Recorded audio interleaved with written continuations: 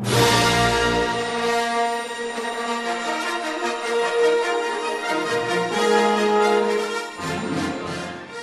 is my 34th year of teaching, and before I taught school, I think I was a para for 2 years, I think. And when I was little and young, I had no intention of being a special education teacher. In fact, I don't even really think I realized it was there. And I got my degree in home economics because I was going to be a teacher like my mother.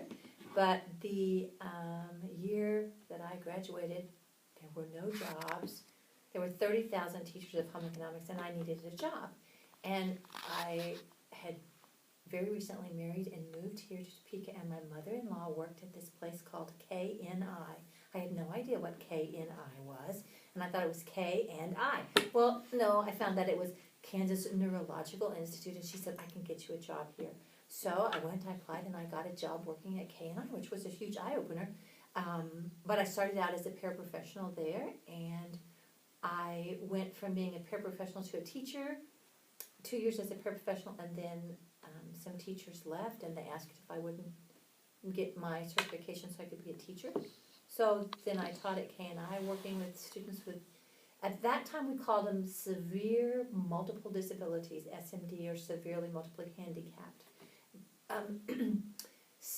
And I worked with those kids for about 15 years. And then deinstitutionalization was slowly taking place, and all those kids were leaving the institution as they aged out, and no more students were coming in because they were all being served by public schools. So that school closed down, but they said, oh wait, we have something for you now. And then the agency that I worked with, which was Greenbush, you guys are probably familiar with that, Greenbush, serves all kinds of students who don't have a place otherwise. And there were several high schools in Topeka who needed a place to send their most behaviorally challenged students. So Greenbush started a program, and we called it Project Plus. And I worked with that program for about 5 years. And then I had an opportunity to see what public school was like. And since I'd always been in an institution, I thought, I want to do this before, I leave teaching. So I applied and got a job here at Washburn-Rural High School, and I've been here now. This is my 14th year.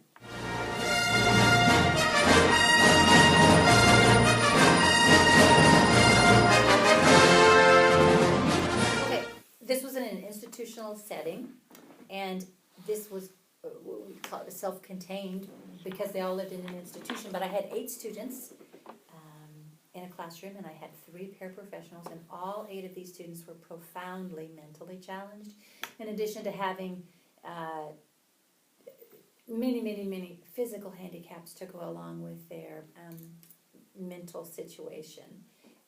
At that time, I was the person that was responsible for developing all of the programming, for writing all of the IEPs, for writing all of the quarterly reports, for making sure that I was keeping data on each one of those students.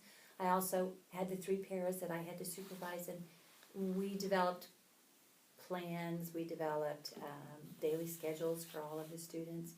If I had to, we did a lot of community work at that time because the kids lived in an institution, and so we felt it was really important to get them out. So that wasn't I had to drive the bus, drive the van.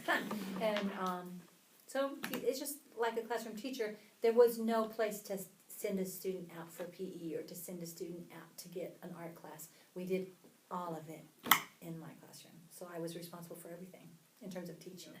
We had 2 kinds of things that we would do.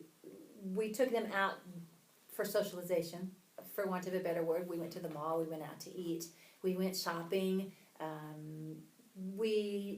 One of my favorite things to do is we always went swimming out at Lake Shawnee because this was a year-round program, so we would go swimming.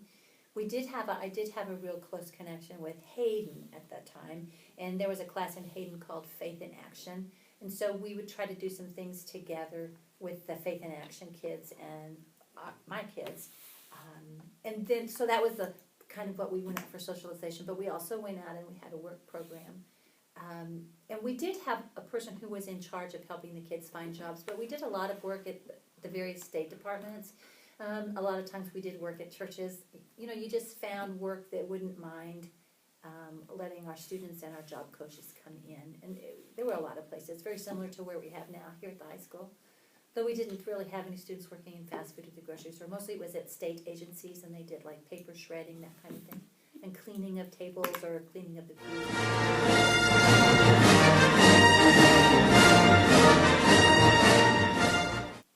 I had absolutely I just started as a paraprofessional, and so I was kind of thrown into this with a headache for the first 6 weeks, because it was just very hard for me to understand how any person could be, could have as many challenges as these kids did. So probably anybody that knew anything was a huge influence on me, but I would have to say that Doug Guess, who was my main professor when I went to KU, he probably had a huge influence on me. And some other professors I had were Barb Thompson, and Barb and Doug, I think, their influence to me was, and I always remember Doug talking about the slippery slope, and you have to be careful about, because many people would say to me, why would you want to even work with people like that? And, I'd always pull out Doug's slippery slope thing. It's like, you have to be careful, when do we start drawing the line? I think all people, have an inherent right to become as much as they can become. So, and then when I went back to school to get my certification for my, when I was working at Project Plus for the emotional disorders, Jean Plank from Emporia State was very influential for me. And I think it was because I made some remark in class, and he just really came down hard on me and said, no, it is the responsibility of all of us to do therapy for all the kids all the time. And I had never really thought about that. But as you go farther along in special education, you find out you just can't teach math, or you just can't teach science. You have to teach the whole child. And I think teachers nowadays do a wonderful job of that, but perhaps back, 25 years ago, that really wasn't something that I thought about.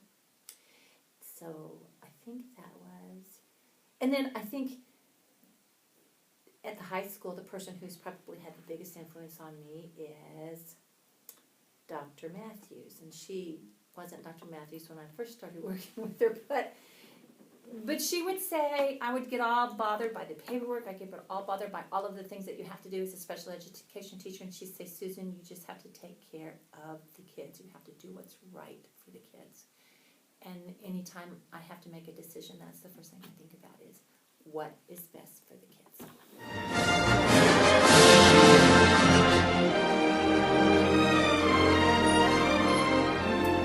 Definitely 94, yes. We had to get the kids out of the institution, we had to get them in public schools. And we had to come up with the notion that it was okay for all students to go to school.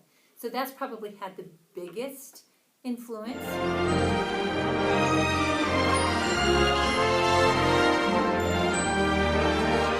It might be the same thing. Back when I worked in an institution where we had all pull-out classes, we were it really allowed us to work on individual student goals, and especially at the high school level, we could actually still try to help and offer some special education. But sometimes I think in our hurry to get kids in all of the classes, we lose sight of what's important. So it's kind of a double-edged sword, and you have to attack it.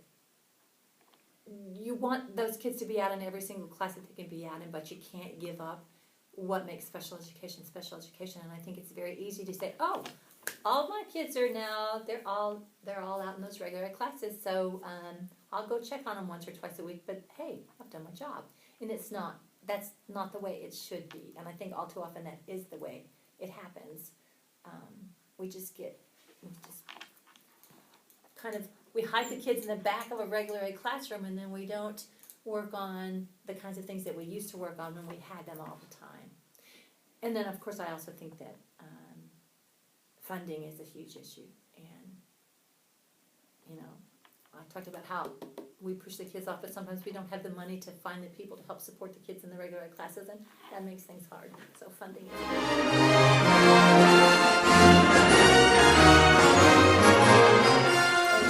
Dr. Matthews' advice. And that is, you are always going to have a lot of paperwork.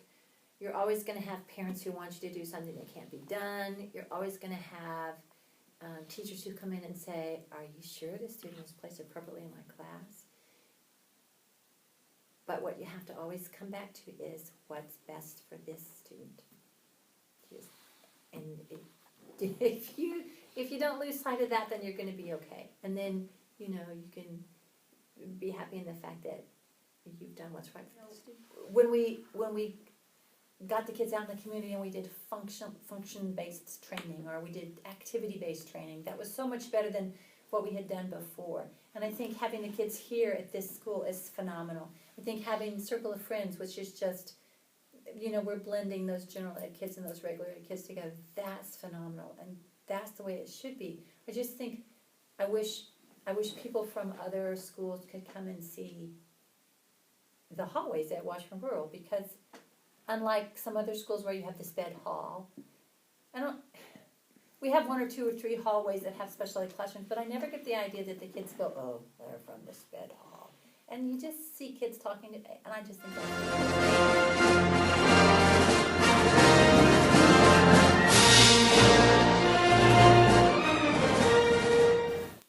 we kind of have a different delivery model here at the high school than at some other high schools, in that we have kind of a school within a school. So we have what we call the self-contained classes, and those are the kids who are the lowest incidence. They're the kids with the highest needs. And even though we say self-contained, it's really not self-contained, because anytime they can go out to a class like PE or art or foods or anything that appeals to them, we even had some kids in drama, but we get them out as long as we have the support. And then we have what we call the resource classes, but in the resource classes we teach math and science and English, and they follow very closely what the gen ed classes would take, because our goal is to move the kids from the resource classes to the gen ed classes. But sometimes you have kids who, because of their reading level or because of their emotional level or because of their anxiety level, they just fall apart. I mean, literally fall apart in a large general ed setting. So we have that safety net kind of for those kids. And then we have a lot of inclusion classes, and that's where the majority of our kids are. They're out in regular ed, and they're either in a classroom where there's a co-teaching situation or a classroom where there's a teacher and a para. All of our English classes are co-taught, and so you have a special ed teacher and you have a regular ed teacher. Most of our math classes are co-taught, not so much with our science and our social studies classes.